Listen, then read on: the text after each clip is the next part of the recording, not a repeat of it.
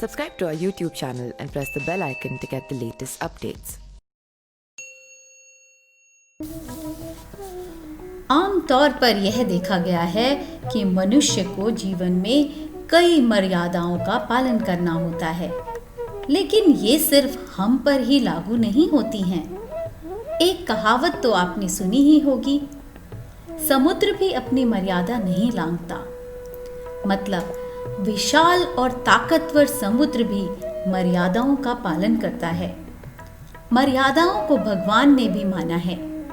ऐसे में मर्यादा पुरुषोत्तम भगवान राम और उनकी पत्नी सीता जी मर्यादाओं का उल्लंघन कैसे कर सकते हैं। माता सीता मर्यादाओं के चलते ही अशोक वाटिका से हनुमान जी के साथ सीधे राम जी के पास नहीं लौटी, जबकि हनुमान जी उन्हें उसी वक्त वापस ले आने की ताकत रखते थे। सबको पता है कि हनुमान जी जब माता सीता की खोज करते करते लंका की अशोक वाटिका में पहुंचे तो उन्हें वहां माता के दर्शन हो गए। इसके बाद हनुमान जी ने लंका दहन किया और फिर जब हनुमान जी ने माता सीता से स्वयं के साथ भगवान राम के पास लौट चलने का आग्रह किया तो उन्होंने 4 कारणों से इनकार कर दिया। वैसे हनुमान जी ने भी सीता जी से यही कहा था। प्रभु राम ने उन्हें माता के साथ लाने की आज्ञा नहीं दी है, वरना मैं अभी आपको अपने साथ ले चलता। गोस्वामी तुलसीदास जी ने रामचरितमानस के सुंदर कांड में लिखा है, अब ही मातु मैं जाऊं लवाई, प्रभु आयुष नहीं राम दुहाई। कछुक दिवस जननी धरु धीरा, कपहि सहित अहिए रघुबीरा। मतलब, हे माता, मैं आपको अभी यहाँ से लिवा जाऊं, पर श्री रामचंद्र जी की शपथ है, मुझे प्रभु की आज्ञा नहीं है। हे माता, कुछ दिन और धीरज धरो, श्री रामचंद्र जी वानर सेना सहित यहाँ आएंगे। ऐसे 4 प्रमुख कारण बताए गए हैं जिनके चलते माता सीता ने हनुमान जी का प्रस्ताव नहीं माना। इसके बाद हनुमान जी उनसे निशानी के तौर पर चूड़ामणि लेकर लौट आए थे।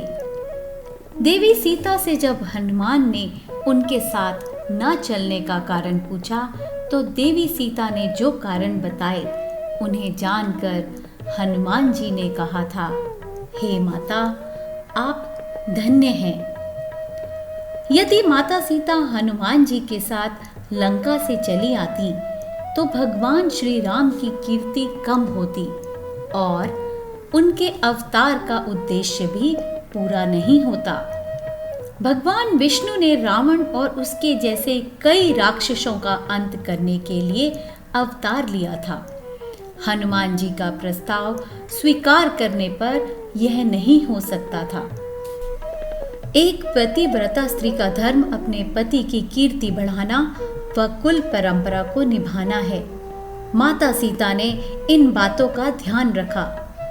जिस रघुकुल के राजाओं से देवता भी सहायता मांगते थे, रावण ने उस प्रतापी इक्ष्वाकु वंश की बहू का अपहरण कर बड़ा अपराध किया था। माता सीता महिलाओं के सम्मान का प्रतिनिधित्व कर रही थी। वह एक राजकन्या थी। जो उनका अपहरण कर सकता है, वह सामान्य महिलाओं के साथ कैसा व्यवहार कर सकता है। देवी सीता रावण के इस कायर व्यवहार के लिए उन्हें भगवान राम के हाथों प्राण दंड दिलवाना चाहती थी। वे चाहती थी रघुकुल की उज्जवल कीर्ति कायम रहे और रावण को उनके अपराध का पछतावा हो। माता सीता जानती थी कि रावण को वरदान था कि उनकी मृत्यु किसी मनुष्य के हाथों ही होगी। भगवान विष्णु ने रावण का वध करने के लिए ही श्री राम के रूप में मानव अवतार लिया था। राम रावण युद्ध नहीं होता तो भगवान राम की कीर्ति अनंत काल तक नहीं रहती।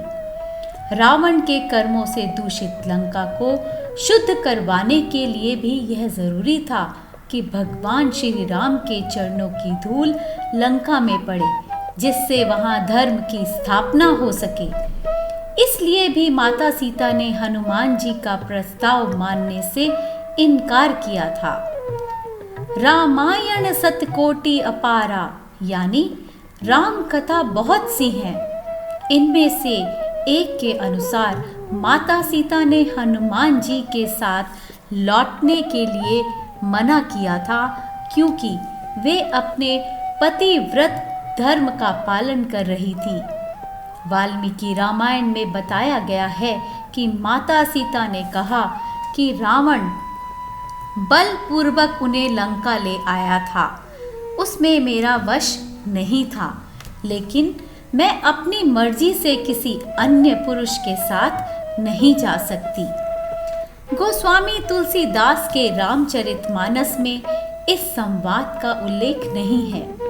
उनके अनुसार तो देवी सीता अशोक वाटिका में कहती हैं, अजर अमर गुण निति सुत होऊ, करउ बहुत रघुनायक छोहू। कहने का मतलब यह है कि माता सीता ने हनुमान को अपना पुत्र माना था, फिर भी लोक मर्यादा को पूरा ध्यान रखते हुए उन्होंने आग्रह नहीं माना। तुलसीदास जी ने तो यह भी कहा है कि हनुमान जी के सामने भी यह धर्म संकट था कि उन्हें भगवान श्री राम ने सीता जी को वापस लाने की आज्ञा नहीं दी थी, बल्कि पता लगाने को कहा था। ऐसे में वे अपने साथ सीता जी को कैसे ले जा सकते थे। इस प्रकार माता सीता और हनुमान जी दोनों ही ने अपने धर्म का पालन किया था।